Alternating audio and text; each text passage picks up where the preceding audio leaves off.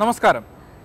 അനധികൃത താമസക്കാർക്കെതിരായ നടപടികൾ വീണ്ടും കർശനമാക്കുകയാണ് കുവൈത്ത്. ഈ വിഷയമാണ് ഇന്ന് ഗൾഫ് ദിസ് വീക്ക് പരിശോധിക്കുന്നത്. ഒപ്പം പാബ്ലോ പിക്കാസോയുടെയും MF ഹുസൈൻ്റെയും കലാസൃഷ്ടികളുടെ പ്രദർശനത്തിൽ ഇടം നേടിയ വ്യത്യസ്തമായ ഒരു ചിത്രത്തെക്കുറിച്ചും അതൊരുക്കിയ മലയാളിയുടെ വിശേഷങ്ങളും കാണാം. സ്വാഗതം ഗൾഫ് ദിസ് വീക്കിലേക്ക്.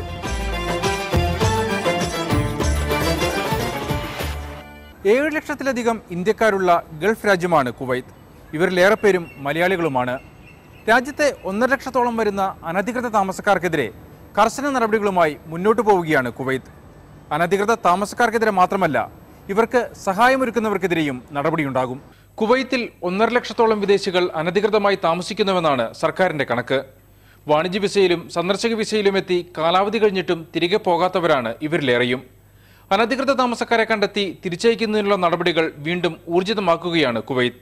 ഇതിനായി രാജ്യത്തിന്റെ വിവിധ ഭാഗങ്ങളിൽ 24 മണിക്കൂറും പ്രവർത്തിക്കുന്ന പരിശോധനാ കേന്ദ്രങ്ങൾ സ്ഥാപിച്ചു കഴിഞ്ഞു. പൗരത്വ താമസാനുമതി വകുപ്പിന്റെ നേതൃത്വത്തിൽ തിരച്ചിൽ നടപടികളും ഊർജിതമാക്കിയിരിക്കുകയാണ്. നിയമലംഘകരെ കണ്ടെത്തുന്നതിന് രാജ്യത്തിന്റെ വിവിധ ഭാഗങ്ങളിൽ ഓട്ടോമേറ്റഡ് ട്രാക്കിംഗ് സംവിധാനം സ്ഥാപിച്ചിട്ടുണ്ട്. ഇതുവഴി നിയമം ലംഘിച്ച് രാജ്യത്ത് തുടരുന്ന 80% ആളുകളെയും കണ്ടെത്താനാകും. അനധികൃത താമസക്കാരെ പിടികൂടി നാട് കടത്തുന്നതിനൊപ്പം ഇവർക്ക് ഭാവിയിൽ കുവൈത്തിൽ പ്രവേശിക്കുന്നതിൽ നിന്ന് വിലക്കേർപ്പെടുത്തുകയും ചെയ്യുന്നുണ്ട്.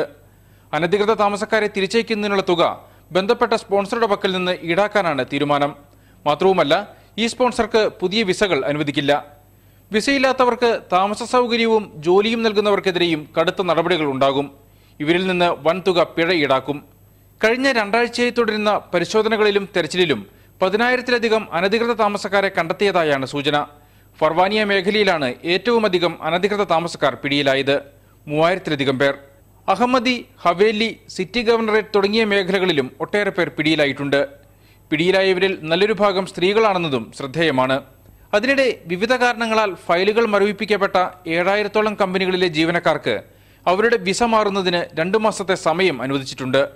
വിസ അസാധുവായ 33,000-ഓളം വിദേശികൾ ഇത്തരത്തിൽ രാജ്യത്ത് തങ്ങുന്നുണ്ടെന്നാണ് കണക്ക്. 2 മാസ കാലാവധിക്കുള്ളിൽ വിസ നിയമവിധേയമാക്കിയില്ലെങ്കിൽ ഇവർക്കെതിരെയും നടപടിയുണ്ടാകും. അതിനിടെ കുവൈത്തിലുള്ള വിദേശികൾ നിയമവിരുദ്ധ പ്രവർത്തനങ്ങളിൽ ഏർപ്പെട്ടാൽ ശക്തമായ നടപടിയുണ്ടാകുമെന്നും സർക്കാർ താക്കീത് ചെയ്തു. കുവൈത്തിന്റെ രാഷ്ട്രീയ പ്രശ്നങ്ങളിൽ ഇടപെടുന്ന വിദേശികളെ നാടുകടത്തും. സമൂഹ മാധ്യമങ്ങളിൽ അഭിപ്രായ പ്രകടനങ്ങൾ നടത്തുമ്പോൾ പോലും ശ്രദ്ധിക്കണം. ഒപ്പം നിയമം ലംഘിച്ച് സ്വദേശി താമസ കേന്ദ്രങ്ങളിൽ കഴിയുന്ന വിദേശി ബാച്ചിലർമാർ എത്രയും വേഗം താമസം മാറണമെന്നും സർക്കാർ നിർദ്ദേശിച്ചിട്ടുണ്ട്. ഗ്രോസറികളിൽ അനധികൃതമായി താമസിക്കുന്നവർ, ലൈസൻസ് ലഭിക്കാൻ രേഖകളിൽ കൃത്രിമം കാണിക്കുന്നവർ എന്നിവർക്കെതിരെയും ശക്തമായ നടപടികളുണ്ടാകും.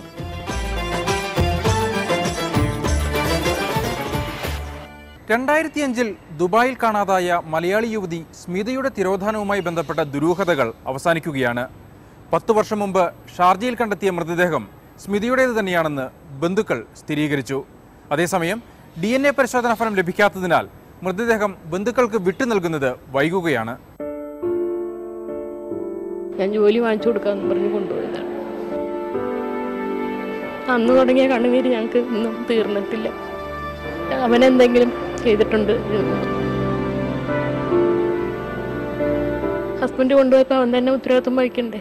അവനല്ലെന്ന് പറഞ്ഞ് പിന്നെ എങ്ങനെയാ ശരിയാകുന്നത്? വിവാഹം കഴിഞ്ഞ 4-ാം മാസം ഒരുപാട് സ്വപ്നങ്ങളും ഏറെ പ്രതീക്ഷകളുമായാണ് സ്മിത ദുബായിലുള്ള ഭർത്താവ് സാബുവിന്റെ അടുത്തേക്ക് എത്തിയത്. പക്ഷേ ദുബായിലെത്തി 3-ാം ദിവസം സ്മിതയെ കാണാതായെന്ന വാർത്തയാണ് പിന്നീട് ലോകമറിഞ്ഞത്. കാമുകനായ ഡോക്ടർക്കൊപ്പം പോവുകയാണെന്ന് കത്തെഴുതി വെച്ച് സ്മിത പോയെന്നാണ് ഭർത്താവ് സാബു ബന്ധുക്കളെ അറിയിച്ചത്. എന്നാൽ സ്മിതയുടെ തിരോധാനത്തിൽ ദുരൂഹതയുണ്ടെന്ന ആരോപണവുമായി അന്നുതന്നെ ബന്ധുക്കൾ രംഗത്തെത്തി. ഒരിക്കലും തന്റെ മകൾ അങ്ങനെ ചെയ്യില്ലെന്ന് സ്മിതയുടെ അമ്മ ഫാൻസി ഉറപ്പിച്ചു പറയുന്നു. 1-ാം തീയതി ഞങ്ങളെ വിളിച്ച്, ഞാനിവിടെ എത്തിയെന്നും പറഞ്ഞ് വിളിച്ച്. 2-ാം തീയതി അപ്പനെ വിളിച്ചപ്പോൾ ഞങ്ങൾ വീട്ടിലുണ്ടായില്ല. പിന്നെ വിളിക്കാം, മമ്മി വന്നിട്ട് വിളിക്കാമെന്ന് പറഞ്ഞു. പിന്നെ ഇതുവരെ വിളിച്ചിട്ടുമില്ല. മകൾ അങ്ങനെ പോകുമെന്ന് ഞങ്ങൾക്കൊരിതുമില്ല. ഒരിക്കലും ആ മകൾ അങ്ങനെ പോകണമെങ്കിൽ നാട്ടിൽ തന്നെ പോകാം. അവൾക്ക് ഈ ദുബായി വന്നിട്ട് പോകേണ്ട കാര്യമില്ല. എന്നാൽ ഞങ്ങൾക്കറിയാം അങ്ങനെ പോയിട്ടില്ല. ഇത് അവനെന്തെങ്കിലും ചെയ്തിട്ടുണ്ട്, കൊന്നെന്നുള്ളത് ഞങ്ങൾക്കറിയാം. അന്നേരം പുറത്തില്ല, അല്ല സെക്സ് റാക്കിനും അങ്ങനെയുള്ള ഇതായിരുന്നു. ഇതിനിടെ സ്മിതയുടേതെന്ന് സംശയിക്കുന്ന മൃതദേഹം ഷാർജയിൽ കണ്ടെത്തി. എന്നാൽ മൃതദേഹം സ്മിതയുടേതല്ലെന്നായിരുന്നു ഭർത്താവ് സാബു പോലീസിനോട് പറഞ്ഞത്. പക്ഷേ ദുബായ് പോലീസ് അന്വേഷണം അവസാനിപ്പിച്ചില്ല. സ്മിതയുടെ തിരോധാനത്തെ ചൊല്ലിയുള്ള പരാതികൾ കണക്കിലെടുത്ത് നാട്ടിലുള്ള ബന്ധുക്കളുടെ രക്തം ശേഖരിച്ച് DNA പരിശോധന നടത്തി. ഇതിനു പുറമെ മാതാവ് ഫാൻസിയെയും സഹോദരി സജിനിയെയും ദുബായിലെത്തിച്ചും പരിശോധന നടത്തി. ഈ സമയത്ത് ദുബായ് പോലീസ് കൈമാറിയ മൃതദേഹത്തിന്റെ ചിത്രത്തിൽ നിന്നാണ് മരിച്ചത് സ്മിത തന്നെയെന്ന് ഇവർ ഉറപ്പിച്ചത്. അന്നെടുത്ത ഫോട്ടോയാണ്. നെറ്റി ഇങ്ങനെ ഉന്തിയത്, പിന്നെ കണ്ണ്, അങ്ങനെ എല്ലാം കൂടി നോക്കുമ്പോൾ അവള് തന്നെയാണ്. കഴുത്തറുത്ത് കൊന്ന നിലയിലാണ് മൃതദേഹം ലഭിച്ചതെന്നാണ് ഔദ്യോഗിക രേഖകളിലുള്ളത്. ഷാർജയിലെ കുവൈത്ത് ആശുപത്രി റിസപ്ഷനിൽ രാത്രി മൃതദേഹവുമായി എത്തിയ ആൾ വാഹനം പാർക്ക് ചെയ്തു വരാമെന്ന് പറഞ്ഞ് മുങ്ങുകയായിരുന്നു അത്രേ.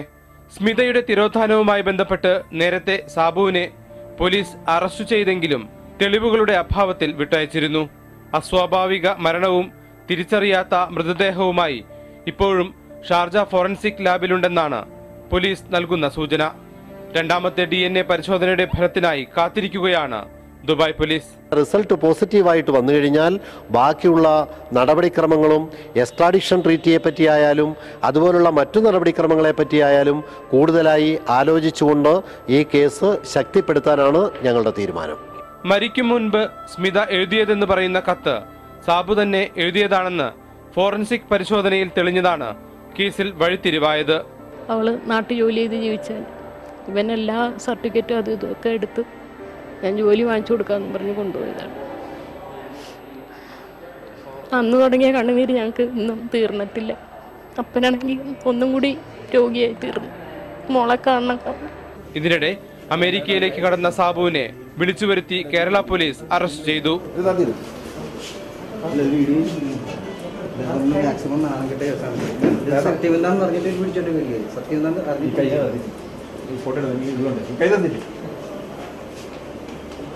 ഞങ്ങൾക്ക് ആപ്പാടെ കിട്ടിയ തെളിവെന്ന് പറയുന്നത് ഈ ലെറ്റർ മാത്രമാണ്. പക്ഷേ ഈ ലെറ്ററിനെ സംബന്ധിച്ച് നമുക്ക് സയൻറ്റിഫിക്കായിട്ട് തെളിയിക്കാൻ നമുക്കൊന്നും പറയാൻ പറ്റത്തില്ല. അങ്ങനെ ഇരിക്കുക സ്മിത അയച്ച കത്തും ഇവൻ്റെ ഹാൻഡ് റൈറ്റിങ്ങും ഭർത്താവിൻ്റെ ഹാൻഡ് റൈറ്റിങ്ങും കൂടെ ഒരുമിച്ചെടുത്തുകൊണ്ട് ഞങ്ങൾ ഫോറൻസിക് സയൻസ് ലാബറട്ടറി അയക്കുകയും സ്മിത എഴുതിയ എഴുത്തല്ല ഇതൊന്നും, അതുപോലെ ഭർത്താവിൻ്റെ ഹാൻഡ് റൈറ്റിങ്ങിലാണ് കത്തെഴുതിയതെന്നും നമുക്ക് റിപ്പോർട്ട് കിട്ടിയാണ് ഉണ്ടായത്. അപ്പോൾ ഇങ്ങനെ അമേരിക്ക ഇരുന്ന സമയത്താണ് ഇവൻ ഇടയ്ക്കെല്ലാം ആന്റണി വിളിച്ചു ചോദിക്കും, ഞങ്ങൾ റിപ്പോർട്ട് വന്നിട്ടില്ല എന്ന് പറയുകയും ഇവൻ രണ്ടാമത് വിവാഹം ചെയ്ത പെൺകുട്ടിയും കൂട്ടിക്കൊണ്ട് വരാൻ നേരത്താണ് ക്രൈംബ്രാഞ്ച് വരുത്തുകയും ഞങ്ങൾ ചോദ്യം ചെയ്ത് അറസ്റ്റുകയും ചെയ്തു. സ്മിത തിരികെ വരുമെന്ന പ്രതീക്ഷയിലായിരുന്നു കഴിഞ്ഞ 10 കൊല്ലമായി ഈ കുടുംബം. ഓരോ തവണ വീട്ടിലെ ഫോൺ ബെല്ലടിക്കുമ്പോൾ സ്മിതയാണ് വിളിക്കുന്നതെന്ന പ്രതീക്ഷയിൽ ഫോൺ എടുക്കുമായിരുന്നു ഫാൻസി. സ്മിതയ്ക്ക് കാണാതെ അറിയാവുന്ന ഈ നമ്പർ മാറാതിരുന്നതും ഈ പ്രതീക്ഷയിലാണ്. പക്ഷേ മകൾ ജീവിച്ചിരിപ്പുണ്ടാകുമെന്ന പ്രതീക്ഷ അവസാനിച്ചതോടെ ഈ ഫോൺ കണക്ഷനും വിച്ഛേദിച്ചു. എവിടെയോ ജീവിച്ചിരിപ്പുണ്ട്, ഞങ്ങളെ വിളിക്കും എന്നുള്ള പ്രതീക്ഷയായിരുന്നു. ഞങ്ങൾ ഫോൺ പോലും കട്ടാക്കാതെ അവളെയും കാത്ത് ഇത്രയും നാൾ കാത്തിരുന്നു. പക്ഷേ യാതൊരു ഫലവും ഉണ്ടായില്ല. ഞങ്ങൾ അന്ന് തന്നെ അകന്നെന്നാണ് പിന്നെ അറിയപ്പെട്ടത്. സ്മിത ഇനി വരില്ല. പക്ഷേ മകളുടെ മൃതദേഹം നാട്ടിൽ കൊണ്ടുപോയി മതാചാരപ്രകാരം സംസ്കരിക്കാൻ സാധിക്കണമെന്ന ഒരു പ്രാർത്ഥന മാത്രമാണ് ഇവർക്ക് ഇപ്പോഴുള്ളത്. ഞങ്ങൾക്ക് കൊണ്ടുപോയി പള്ളിയിൽ അടക്കം ചെയ്യണം. ഞങ്ങൾക്ക് ഞങ്ങളുടെ കൊച്ചിനെ അങ്ങനെയെങ്കിലും ഞങ്ങൾക്കൊരു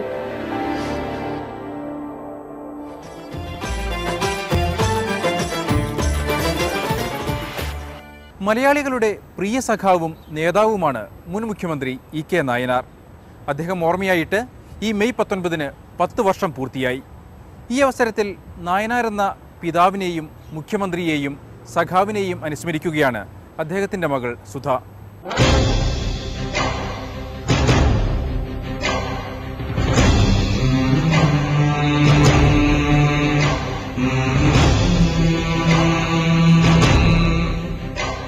ഒരു 60 വർഷം മുമ്പുള്ള ചില സംഭവഗതികളെ എൻ്റെ ഓർമ്മയിൽ വന്നു. 60 അന്ന് മുതൽ ഞങ്ങൾ രാഷ്ട്രീയത്തിൽ തുടങ്ങിയതാണ്. ഇന്നുള്ള പലർക്കും ആശ്ചര്യം തോന്നുമായിരിക്കും. പലരും പല വഴിക്കായി. നമ്മൾ 60 കൊല്ലം ഈ പണി തുടങ്ങിയിട്ടുണ്ട്.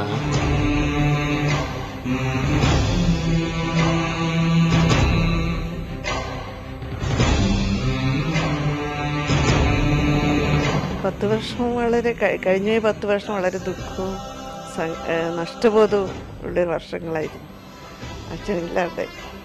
കഴിഞ്ഞ 10 വർഷമായി ഇവരുടെ ഓർമ്മകളിൽ നായനാരില്ലാത്ത ഒരു ദിവസം പോലുമില്ല. ആദ്യമായാണ് അച്ഛന്റെ ഓർമ്മ ദിവസം കല്യാശ്ശേരിയിലെ തറവാട് വീടായ ശാരദാസിൽ സുധ ഇല്ലാതെ പോകുന്നത്.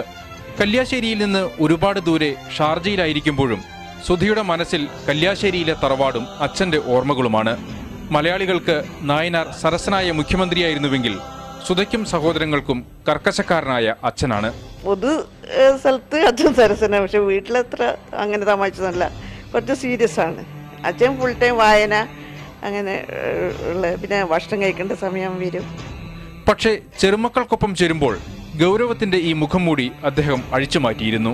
നമ്മളൊക്കെ എല്ലാം നമ്മളെ നാലാളുകളുടെ മക്കളായ ശേഷം അച്ഛൻ നമ്മളോടെല്ലാം ഭയങ്കര സീരിയസ് ആണല്ലോ. പിന്നെ ചെറുമക്കൾ ഉണ്ടായ ശേഷം അച്ഛൻ നമ്മളോടെല്ലാം നമുക്കെല്ലാം പേടിയാന്ന് അച്ഛൻ. ഇവർക്ക് പേടിയില്ലല്ലോ, ഇവരൊക്കെ സ്ട്രേറ്റ് കയറി പോവും. തിരക്ക് പിടിച്ച രാഷ്ട്രീയ ജീവിതത്തിനിടയിൽ വല്ലപ്പോഴും ഒരിക്കലാണ് നായനാർ വീട്ടിലെത്തിയിരുന്നത്.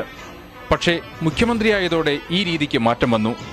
അക്കാലത്ത് അത്താഴ സമയത്താണ് ഇവർക്ക് അച്ഛനെ അടുത്ത് കിട്ടിയിരുന്നത്. നാട്ടുവിശേഷങ്ങളും കുടുംബവിശേഷങ്ങളുമെല്ലാം ചർച്ച ചെയ്യുക ഈ സമയത്താണ്. അത്താഴം കഴിയുന്നതോടെ സഖാവ് വീണ്ടും രാഷ്ട്രീയത്തിന്റെ തിരക്കുകളിലേക്ക് മാറും.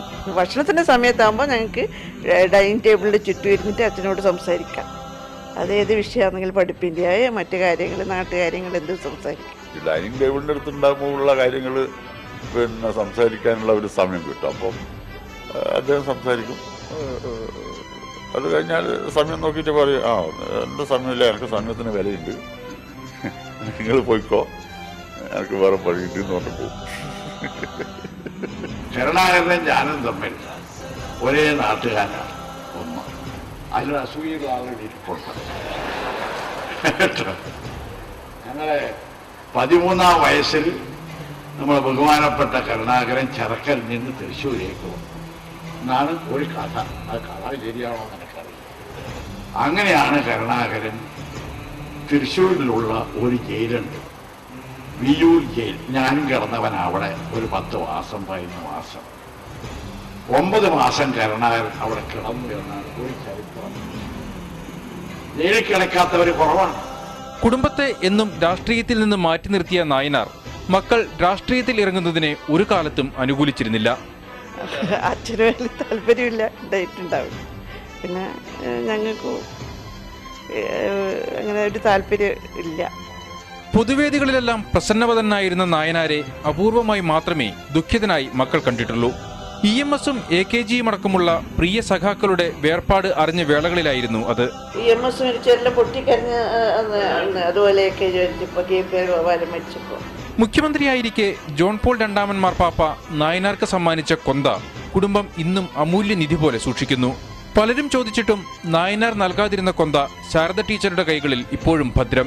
മോള് കണ്ണൂര് സെൻട്രൽ പഠിച്ചു. അപ്പൊ അവര് ഒരു ദിവസം ഇങ്ങനെ ഇവളോട് പറഞ്ഞു, സിസ്റ്റേഴ്സ് ഒരു ദിവസം നമ്മളെ പള്ളിയിൽ അത് വെക്കണം, ഒന്ന് നീ അത് കൊടുത്തു. പിന്നെ അമ്മക്ക് പിന്നെ പിറ്റേ ദിവസം കിട്ടിയ സത്യം അത് തന്നെയാണ്. ഇന്നും കല്യാശ്ശേരിയിലെ നായനാരുടെ വീട്ടിലേക്ക് ഒട്ടേറെ ആളുകൾ എത്തുന്നു. ഒരു തീർത്ഥാടനം പോലെ. പ്രിയ സഖാവിനോടുള്ള സ്നേഹം മാത്രമാണ് അവരെ ഇപ്പോഴും കല്യാശ്ശേരിയിലെ ശാരദാസിലേക്ക് എത്തിക്കുന്നത്. ലോകപ്രശസ്ത കലാകാരന്മാരുടെയും ശില്പികളുടെയും കലാസൃഷ്ടികളുടെ പ്രദർശനത്തിൽ ശ്രദ്ധേയ സാന്നിധ്യമായി ഒരു മലയാളി യുവാവും അദ്ദേഹത്തിൻ്റെ ചിത്രവും.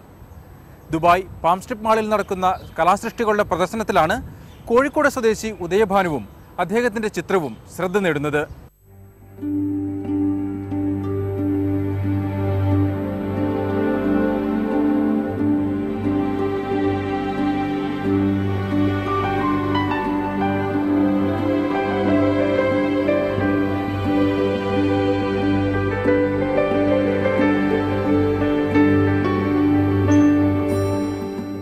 Pablo Picasso, Salvador Dali, MF Husain, Jeff കഫേൽ, ജെമിനി റോയ് തുടങ്ങി ലോകത്തിലെ എണ്ണം പറഞ്ഞ കലാകാരന്മാർക്കൊപ്പമാണ് കോഴിക്കോട്ടുകാരൻ ഉദയഭാനുവും ഇടം പിടിച്ചിരിക്കുന്നത്. വിനാശകാരിയായ മനുഷ്യനെ കാണുമ്പോൾ മരത്തിനുണ്ടാകുന്ന വികാരം വെളിപ്പെടുത്തുന്ന സീയിങ് ഗ്രേറ്റർ ആപ്സ് എന്ന ചിത്രമാണ് ഉദയഭാനുവിൻ്റെതായി പ്രദർശനത്തിലുള്ളത്.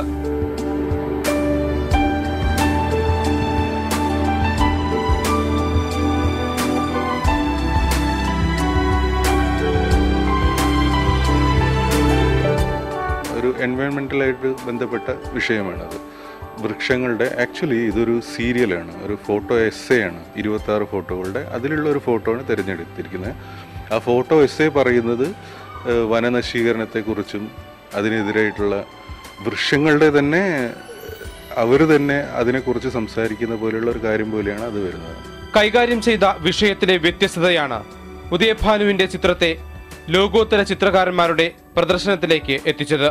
പതിവ് ശൈലിയിൽ നിന്ന് വ്യത്യസ്തമായി അബ്സ്ട്രാക്ട് സങ്കേതത്തിൽ നടത്തിയ ഒരു പരീക്ഷണമായിരുന്നു ഇത്.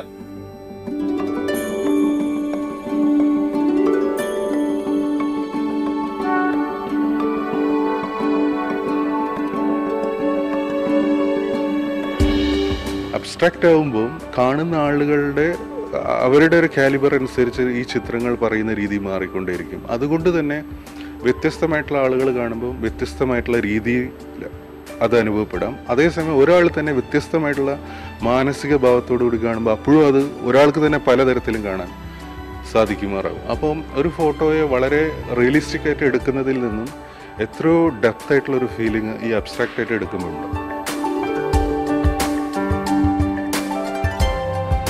ഹ്യൂസിൻ ബാക്സ് എന്ന ഫോട്ടോഗ്രഫി പരമ്പരയുടെ ഭാഗമായാണ് സീയിങ് ഗ്രേറ്റർ ആപ്സ് ക്യാമറയിലാക്കിയത്. ഇന്ത്യയിലെയും ശ്രീലങ്കയിലെയും കൊടുംവനങ്ങളിൽ വർഷങ്ങളോളം മലഞ്ഞാണ് ഉദയഭാനു ഈ ചിത്രങ്ങൾ പകർത്തിയത്.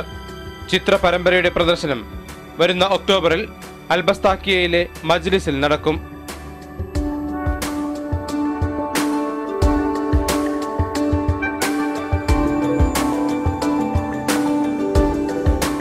സീയിങ് ഗ്രേറ്റർ ആപ്സിന് പുറമെ ഉദയഭാനുവിന്റെ ഗജായന എന്ന സംഗീത ആൽബവും ഈ പ്രദർശനത്തിലുണ്ട്. കാട്ടിൽ സ്വൈരവിഹാരം നടത്തേണ്ട ആനയെ നാട്ടിൽ തളച്ചിടുമ്പോൾ അവയ്ക്കുണ്ടാകുന്ന വികാര വിചാരങ്ങൾ ശബ്ദത്തിലൂടെ ആൽബമാക്കിയതാണ് ഗജായന.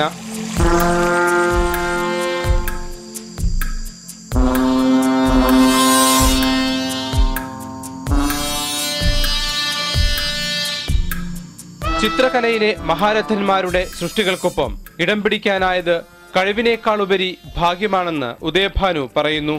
പ്രശസ്തരായ പല ചിത്രകാരന്മാർ, പല ശില്പികളും പേരെടുത്ത് പറയുകയാണെങ്കിൽ ഇപ്പം പാബ്ലോ പിക്കാസോ, സൽവദോർ ഡാലി, മിറോ, ഷെഗാൾ, ഇത്തരം ആളുകളുടെയൊക്കെ ചിത്രങ്ങൾ പ്രദർശിപ്പിക്കുന്ന ഒരു ഗാലറിയിൽ അവരുടെ കൂടെ തന്നെ നമ്മളൊരു ചിത്രം വെക്കുക എന്ന് പറഞ്ഞാൽ in my age it's surprising and amazing. 1956 Picasso വെള്ളിത്തളികയിൽ തീർത്ത വിഷേ എൻ കാട്ടോ ഓൺ ഡ്യൂൾ ആണ് പ്രദർശനത്തിലെ ഏറ്റവും വലിയ ആകർഷണം. സ്വന്തം കയ്യൊപ്പോടെ പിക്കാസോ വെള്ളിത്തളികയിൽ തീർത്ത 20 കലാസൃഷ്ടികളിൽ 4മത്തേതാണിത്. 1,28,00,000 രൂപ വിലമതിക്കുന്നതാണ് ഈ കലാസൃഷ്ടി.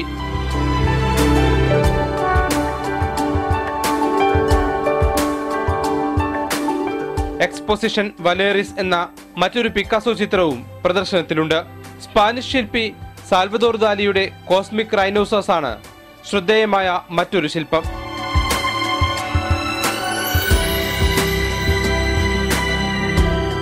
വെങ്കലത്തിൽ തീർത്ത ഈ ശില്പം ഏറെ ആസ്വാദക ശ്രദ്ധ നേടുന്നു.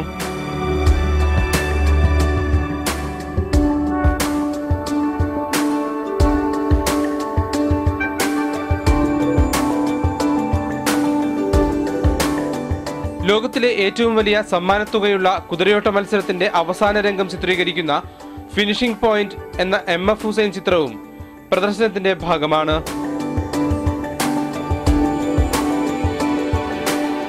ജെമിനി റോയുടെ 3 വുമൺ എന്ന ചിത്രം ഇന്ത്യയുടെ പൈതൃകം പറയുന്നു.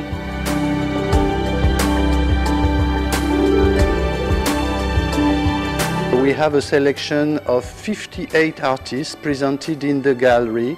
In fact, we receive around 300 applications and we make a selection and we present these artists at the same time that famous artists that we have in the collection of the gallery.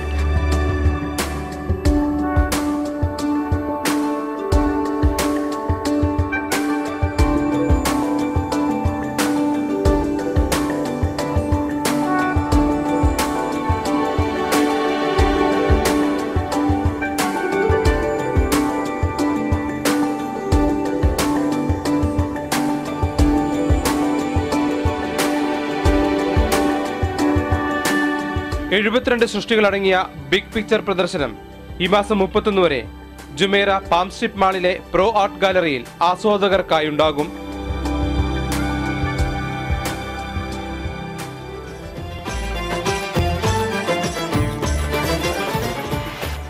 പുതിയ വിശേഷങ്ങളും കാഴ്ചകളുമായി വീണ്ടും അടുത്തയാഴ്ച Gulf this വീക്കിനെ കുറിച്ചുള്ള നിങ്ങളുടെ വിലപ്പെട്ട അഭിപ്രായങ്ങളും നിർദ്ദേശങ്ങളും ഞങ്ങളെ അറിയിക്കുക.